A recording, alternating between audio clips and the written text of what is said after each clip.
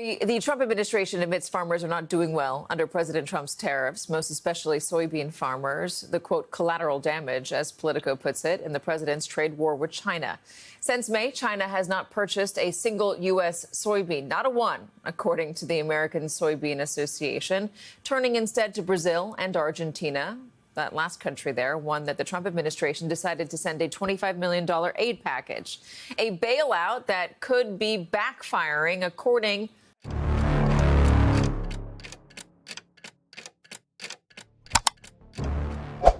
La réaction du public au repositionnement d'une entreprise ne modifie généralement pas les flux institutionnels consolidés. Cette fois-ci, le schéma a été différent.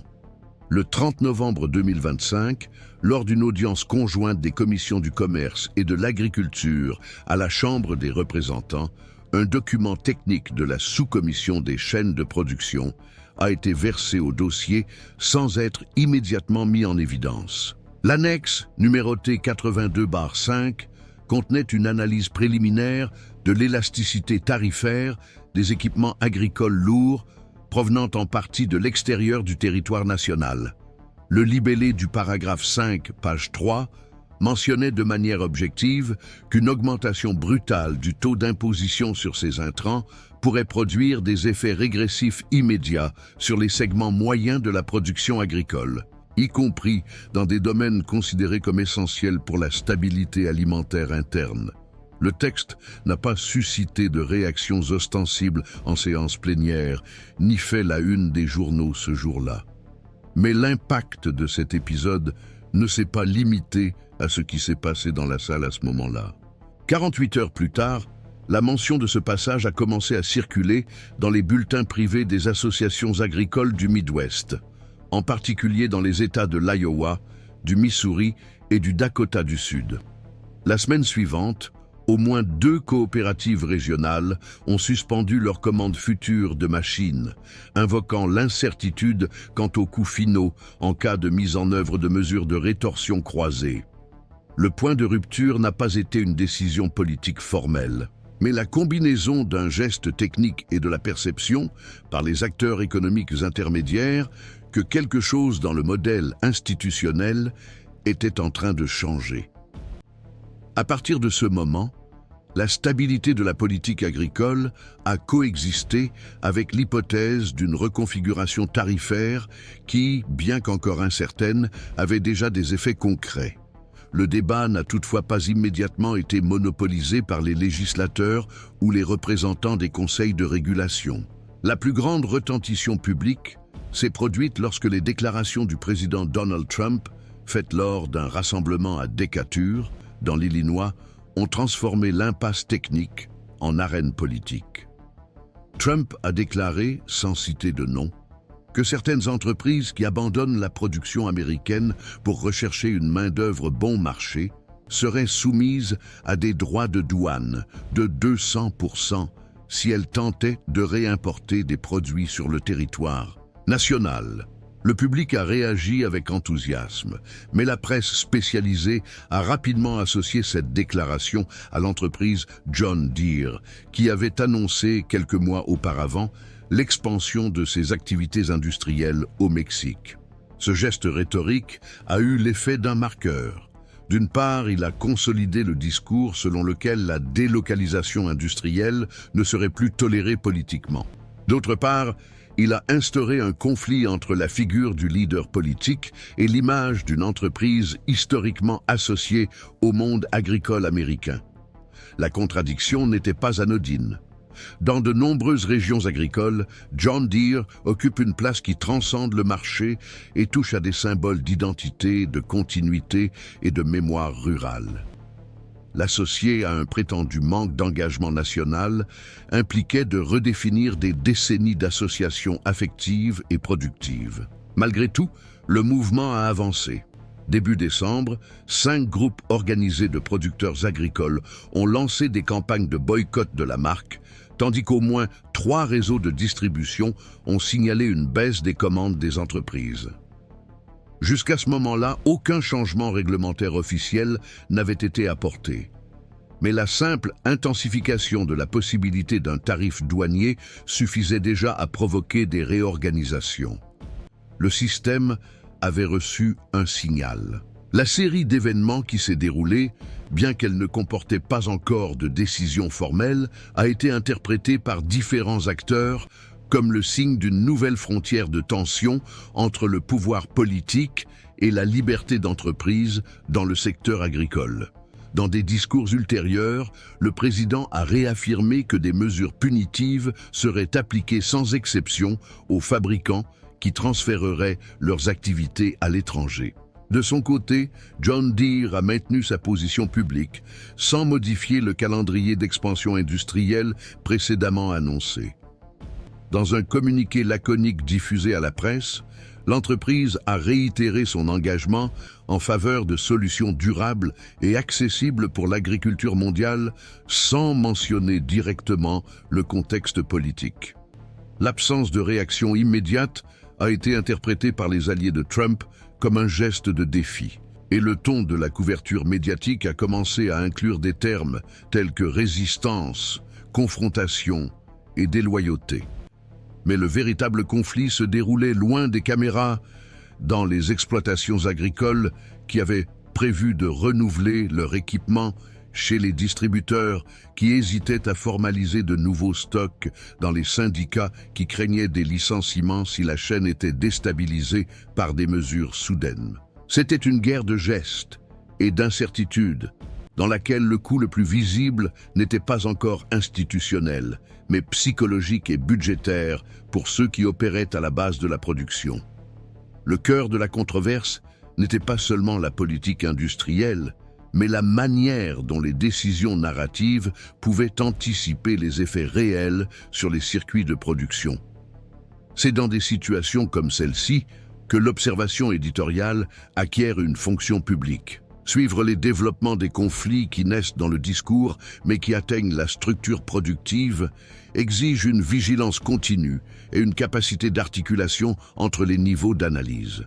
C'est pourquoi, pour ceux qui souhaitent comprendre les liens entre la politique économique, les institutions et la vie quotidienne rurale, ce canal continue de suivre chaque mouvement avec une attention critique et un regard contextualisé. À partir de là, la tension discursive s'est manifestée dans les structures formelles du système.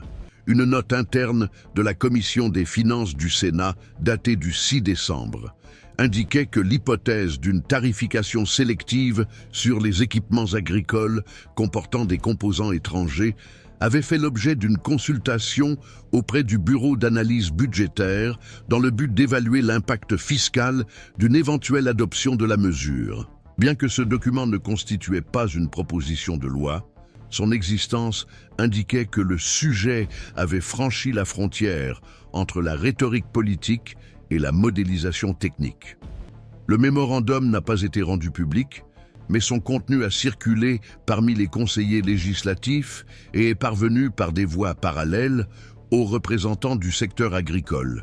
La réponse a été immédiate. Le Conseil national des producteurs de céréales a envoyé une lettre au Comité de l'agriculture, avertissant que toute initiative unilatérale en ce sens pourrait compromettre le renouvellement des machines au cours du cycle 2026. Cette convergence aide à comprendre comment, avant même un vote, les institutions s'articulent autour de scénarios projetés. Le débat se situe au niveau des attentes réglementaires, avec des effets sur les décisions à moyen terme.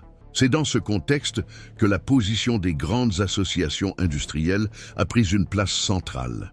La coalition nord-américaine des équipements agricoles, qui comprend des entreprises telles que John Deere, AGCO et Case IH, a intensifié ses réunions avec les cabinets parlementaires.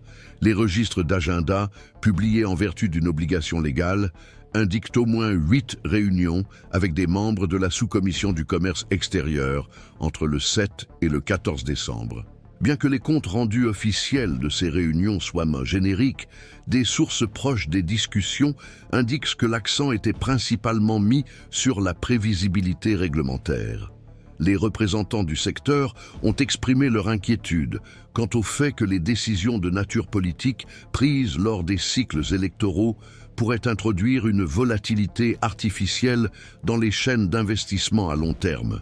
Cette préoccupation a été renforcée par les données présentées lors d'une audience technique, qui montrait que plus de 40% des unités vendues au cours des 3 dernières années comprenaient des composants fabriqués en dehors des États-Unis, dont beaucoup dans le cadre de régimes de coproduction prévus par les accords commerciaux en vigueur. Il ne s'agissait donc pas d'une stratégie isolée de John Deere, mais d'une pratique courante dans le secteur, fondée sur des considérations logistiques, fiscales et technologiques.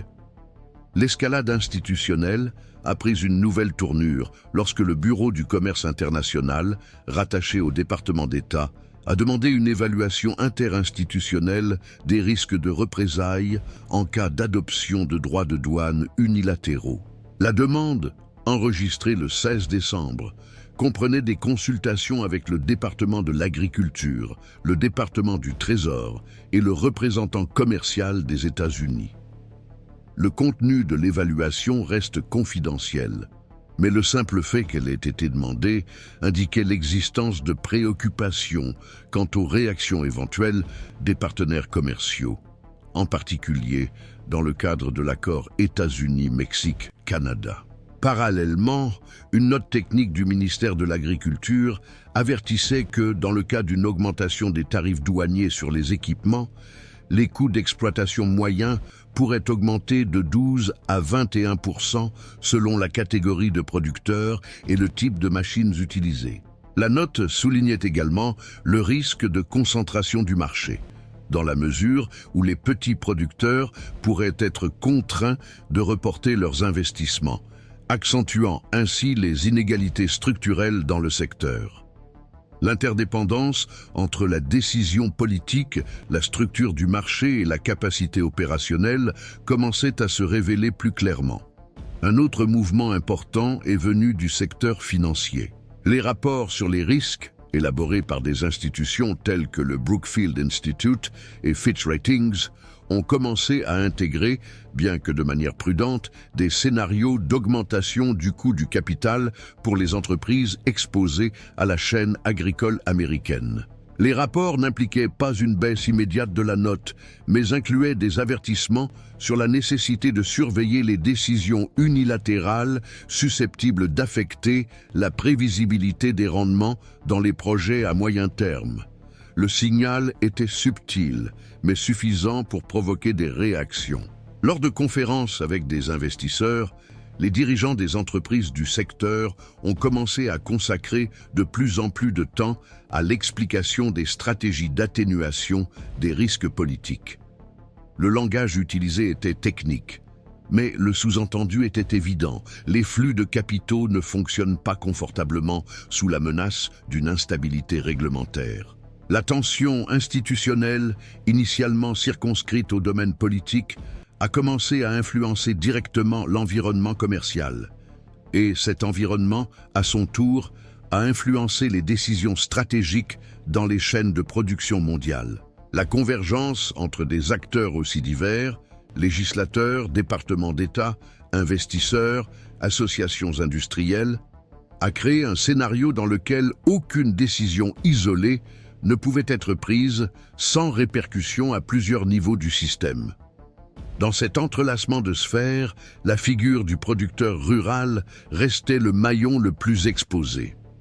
Bien que souvent cité comme la raison ultime des conflits, son pouvoir d'influence directe sur le cours du processus était limité. Les décisions relatives aux tarifs douaniers, aux accords internationaux et à la structure de la chaîne de production était de concentrer dans des espaces éloignés du fonctionnement quotidien des exploitations agricoles. Néanmoins, leurs effets se faisaient rapidement sentir. Les données compilées par les entités étatiques montraient que le report des achats d'équipements avait augmenté de 15% par rapport à la même période de l'année précédente, en particulier dans les États fortement intégrés à la logique de la production mécanisée.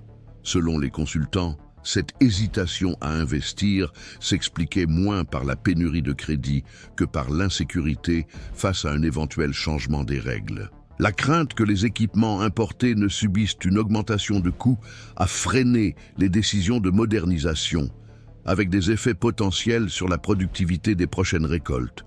Le système est ainsi entré dans un cycle auto-alimenté. La menace d'instabilité a généré une paralysie, et la paralysie, à son tour, a renforcé l'argument selon lequel quelque chose devait être fait pour protéger le secteur. Face à une telle situation, il est d'autant plus important de maintenir une analyse continue, fondée sur des données et connectée aux niveaux institutionnels qui façonnent les décisions. Pour ceux qui suivent cette chaîne, c'est précisément l'intérêt de continuer à investir dans des récits qui ne s'arrêtent pas à la surface des conflits, mais cherchent à les comprendre dans leurs racines structurelles et leurs implications futures.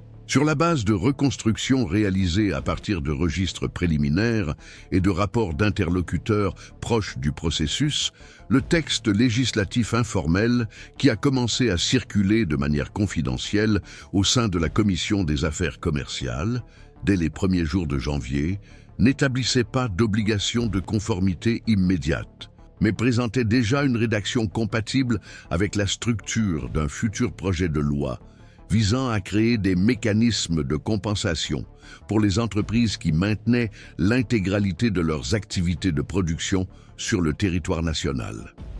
Les experts en technique normative ont interprété ce document comme une initiative de sondage politique, conçue moins pour produire des effets juridiques immédiats que pour observer la réaction des institutions et des entreprises face à la possibilité d'incitation explicitement conditionnée à la localisation des unités de production. Malgré ce caractère exploratoire, l'inclusion d'une clause prévoyant des pénalités fiscales progressives pour les installations de production situées dans des juridictions offrant des avantages fiscaux considérés comme excessifs a suscité des inquiétudes dans divers segments de l'industrie. Parmi les consultants législatifs et les conseillers juridiques, l'opinion s'est répandue que cette disposition pourrait entrer en conflit avec les engagements internationaux pris par les États-Unis d'Amérique, en plus d'ouvrir la voie à des contestations formelles auprès de l'Organisation mondiale du commerce. Au-delà de l'impact immédiat du texte, cependant, ce qui est apparu clairement, c'est un déplacement de l'axe institutionnel du débat, qui ne se limitait plus aux tarifs douaniers et intégrait désormais des discussions plus larges sur l'architecture fiscale, l'autonomie industrielle et les risques de litige dans le cadre du commerce multilatéral. Les interprétations de la signification de ce mouvement à long terme restent partagées.